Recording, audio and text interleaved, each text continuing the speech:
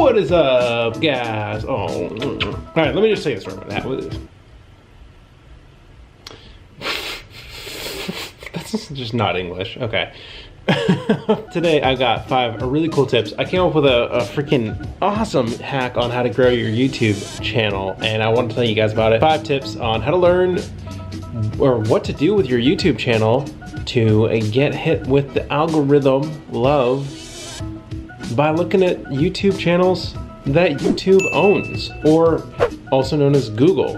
Looking at Google's channels, seeing what they're doing, and then doing those things in 2018. And so I went through a bunch of the channels and looked at some of their habits. I've collected 5 of the best things that I found. I think they're gonna be new tips. I think that they're gonna be like, you haven't seen this stuff. If you're uploading to YouTube, this is like the latest and greatest of things that you should be doing. The problem here, if you're like me, is that you spend a bunch of time filming, like I'm filming right now, even more time editing, but then once you click the upload button, if you're like me, I get lazy. I get super lazy. I do not want to deal with all of the metadata involved after uploading. Thumbnails, titles, descriptions, tags. And if you don't spend just a ton of time on those things, you are selling your video short. I'm trying to make that process more streamlined, more easy, so that I can get the most bang for my buck when I make a video. And that's why I started researching the Google-owned YouTube channels. First of all, let's talk about the titles. I looked at the Tensorflow YouTube channel, which is a brand new YouTube channel, Google Developers channel, which has a large audience, and I looked at the YouTube channels for like Creator Spotlight, that sort of, I think it's called Creator Spotlight YouTube channel. Anyway, those are like the main channels that I used, and I looked at some other ones, but those are the ones where I got most of these tips from. Tip number 1 is about the title. Like, how should you do the casing of the title? I wonder this myself. And then also, I'll give you another tip on the titles that I use as well. Casing, I found that they're either doing sentence casing, which means the first letter of the sentence is capitalized and the rest of it is not, or my preferred title casing, which is sort of like what you would see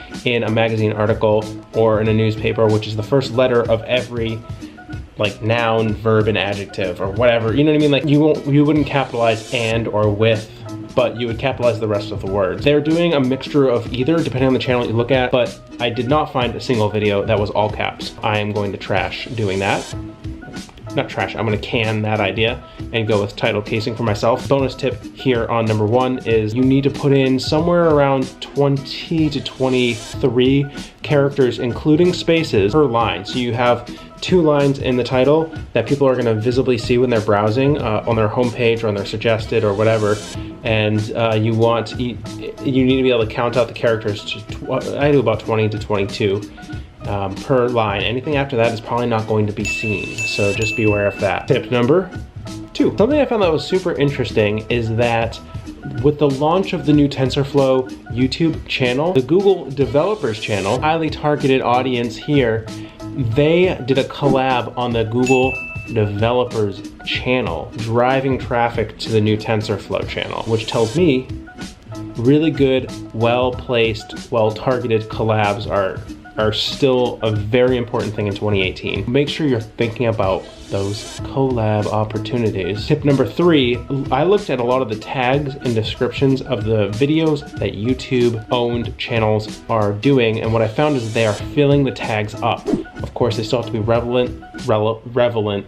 Of course, they have to be relevant tags to what your video is about, but fill up those tags, max out the tags and the description. There's a couple of routes you can go to make it a little easier to write your descriptions. One way that I do it that makes it easy, which is fill up my tag section, and then I copy and paste my tags into the description and use those tags in sentences to create full sentences and move them around and really write it around those keywords that I developed for the tags anyway. So it's sort of like doubling down the tags twice, once in the description and then a second time in the tag section. Or if you're super lazy like me, when I write my outlines for my videos, I write it with the mindset of I'm just going to copy and paste my outline into the description, which you'll probably see is what I did on this video. I just kind of call it a day after that. I really just, once I'm done uploading, I do not want to keep working. So that's like an easy way for me to make sure that the keywords are in there, but I don't have to spend too much time on it. Number 4 was a cool tip. I don't think I've ever seen anyone give this tip before, and it's something that I found on I believe it was the Tensorflow channel. You know how you guys can do the end cards or the end annotations where you can say like, you know, you add a little subscribe button here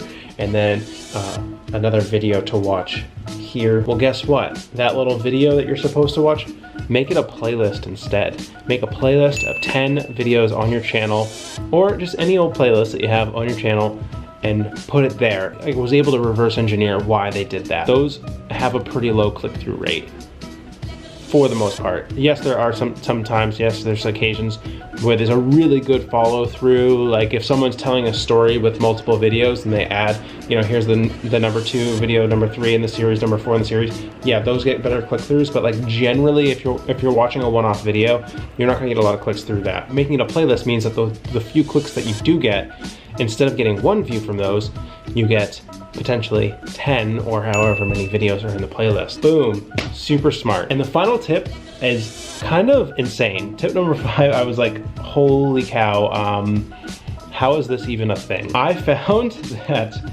on the Creator Spotlight channel, this is just insane to me, they create playlists on that channel very frequently. And I've heard this tip before. I've heard people say create playlists like every day, create a new video playlist. What the hell, why would you do that? Well, the Creator Spotlight channel has over 1,000 playlists on it. Like, how is that? I don't know, that seems almost like spammy to me, but you know, if they're doing it in 2018, so should you. So my suggestion is on days that you don't upload, create 1 new playlist. You can include some videos of yours, but honestly, you can include videos from other people that are in your lane, in like whatever you do. Create playlists, curate playlists, just like a Spotify playlist curator would, but do it with YouTube videos, because apparently it's okay to create thousands of them. I know for a fact that that will make your channel more algorithm friendly. Those are the tips. Like, holy cow, I'm surprised I was able to get so much out of just doing some research on the YouTube owned channels. Uno was very impressed with my work.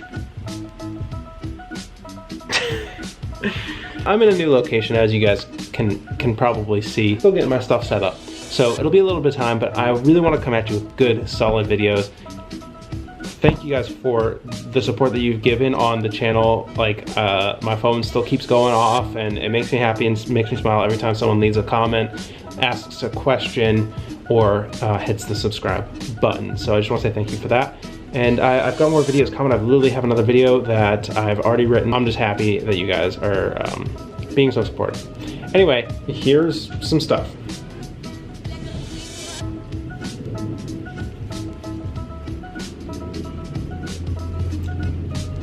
Cool.